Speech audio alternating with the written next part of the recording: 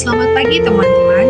Perkenalkan nama saya Airen Florida Simamora dengan NPM 2201010119. Baiklah, di sini saya akan memaparkan tentang kelebihan dan kelemahan sistem pendidikan di Indonesia berdasarkan gaya kepemimpinan di era Nadiem Makarim dibandingkan dengan gaya kepemimpinan sebelumnya. Sistem pendidikan di Indonesia berdasarkan pada kebudayaan bangsa Indonesia dan berlandaskan Pancasila dan Undang-Undang Dasar 1945. Kepemimpinan adalah kemampuan yang digunakan guna dalam memberi pengaruh terhadap kehidupan seseorang. Berdasarkan gaya kepemimpinan di era Nadiem Makarim, seperti yang kita ketahui, kita harus mengetahui dulu siapa itu Nadiem Makarim.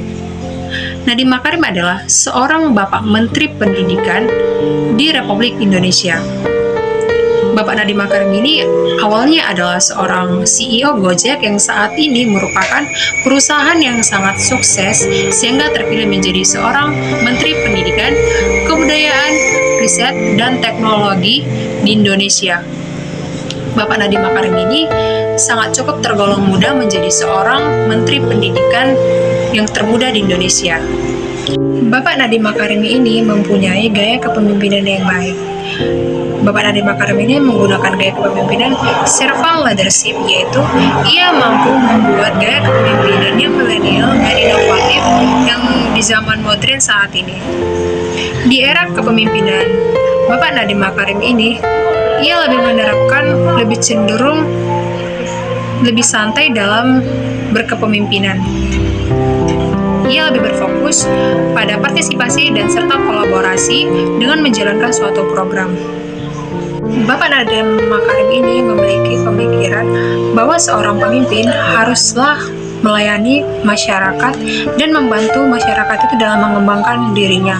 Sehingga setelah ia terpilih menjadi seorang Menteri Pendidikan di Indonesia, ia melakukan perubahan konsep, yang dimana seorang pemimpin menjadi seorang pengawas dan sebagai seorang regulator menjadi seorang pemimpin yang melayani masyarakat. Adapun kelebihan dalam gaya kepemimpinan di era Bapak Nadiem Makarim ini yaitu ia mampu membuat pekerjaannya lebih produktif dan empati, yang dimana itu akan membuat perbedaan yang lebih positif dalam kehidupan masyarakat dan mampu memperbaiki struktur sosial yang rusak. Sosok pemimpin yang memiliki ide-ide inovatif serta pandai dalam memantau keadaan, dan ia dapat memanfaatkan suatu keadaan itu menjadi sebuah peluang.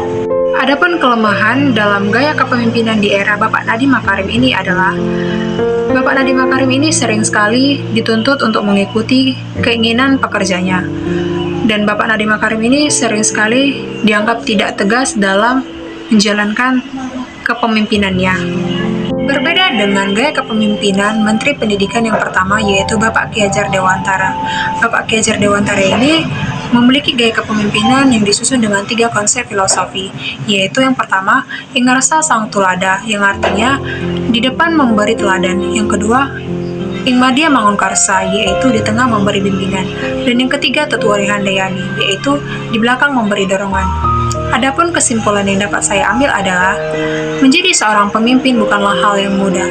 Menjadi seorang pemimpin itu diperlukan kualitas dan pola pikir yang baik serta kemampuan dalam diri sendiri, dan menjadi seorang pemimpin itu harus memiliki ciri khas dan gaya kepemimpinan yang baik sesuai dengan ciri khas masing-masing. Sekian dari pemaparan saya tentang kelebihan dan kelemahan sistem pendidikan berdasarkan gaya kepemimpinan Nadiem Makarim dibandingkan dengan gaya kepemimpinan sebelumnya. Jika ada tutur kata saya atau kata-kata saya yang tidak berkenan di hati teman-teman, saya memohon maaf. Sekian dan terima kasih. Selamat pagi.